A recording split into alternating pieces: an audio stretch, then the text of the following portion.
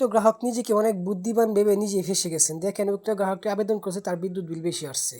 তো আমরা স্পট তদন্তে আসলাম, তো আইসা দেখি যে উক্ত গ্রাহকের মিটারের যে ব্যবহার, ওই ব্যবহার মতে তার রিডিং ঠিক আছে এবং মিটারের যত যন্ত্রাংশ আসে সবগুলো আমরা পরীক্ষা করে দেখলাম মিটারে কোনো রকম সমস্যা নেই। তো দেখেন এখানে গ্রাহক 5.9 কিলোওয়াট সে ব্যবহার করতেছে এবং তার এম্পিয়ার দেখাচ্ছে প্রায় 9.56 এম্পিয়ার।